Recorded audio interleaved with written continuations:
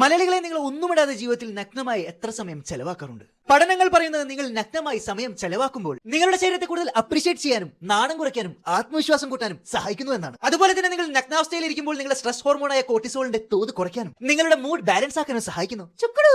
നിങ്ങൾ നിങ്ങളുടെ പാർട്ട്ണറുമായി നഗ്നമായി കൂടുതൽ സമയം ചെലവാക്കുമ്പോൾ നിങ്ങൾക്ക് പരസ്പരം കൂടുതൽ ആക്സെപ്റ്റ് ചെയ്യാനും നിങ്ങളുടെ റിലേഷൻഷിപ്പ് ഇംപ്രൂവ് ചെയ്യാനും നിങ്ങളുടെ skin to skin contact love ഹോർമോണായ ഓക്സിറ്റോക്സിൻ പ്രൊമോട്ട് ചെയ്യാൻ സഹായിക്കുന്നു.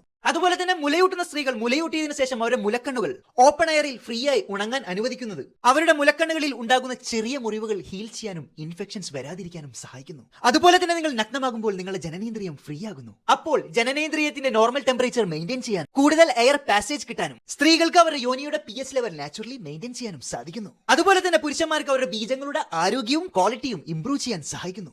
ലാസ്റ്റ് ബട്ട് നോട്ട് ലീസ്റ്റ്, നിങ്ങൾ പ്രകൃതിയിൽ ഒന്നുമിടാതെ നടക്കുമ്പോൾ സൂര്യനിൽ നിന്ന് കിട്ടുന്ന വൈറ്റമിൻ ഡിയുടെ പ്രൊഡക്ഷൻ കൂടുന്നു. പ്രകൃതിയിൽ നഗ്നമായി നടക്കാൻ ഒരു അവസരം കിട്ടിയാൽ അത് പാഴക്കരുത് മലയാളി, അതൊരു വണ്ടർഫുൾ എക്സ്പീരിയൻസ് ആണ്. ഞാൻ ഒരിക്കൽ മൂന്നാർ ട്രക്ക് ചെയ്യാൻ പോയപ്പോൾ മലകൾ കയറിയിറങ്ങി ഒരു മലയ്ക്ക് മുകളിൽ നല്ലൊരു ബ്യൂട്ടിഫുൾ വ്യൂ എത്തിയപ്പോൾ വസ്ത്രങ്ങളെല്ലാം അഴിച്ചു വെച്ച ആ ബ്യൂട്ടിഫുൾ വ്യൂയിൽ ഇങ്ങനെ ഓടിക്കളിച്ചപ്പോൾ ഒരു കുഞ്ഞായ ഫീലാണ് മലയാളി. നിങ്ങൾക്ക് എത്ര ആളുകൾക്ക് പ്രകൃതിയിൽ നഗ്നമായി നടക്കാൻ അവസരം കിട്ടിയിട്ടുണ്ട്? കമന്റ് ബോക്സിൽ നിങ്ങളുടെ സ്റ്റോറീസ് കമന്റ് ചെയ്യൂ മലയാളി. ഈ വീഡിയോ പ്രകൃതി സ്നേഹികളായ എല്ലാ മലയാളികൾക്കും അയച്ചു കൊടുക്കൂ മലയാളി.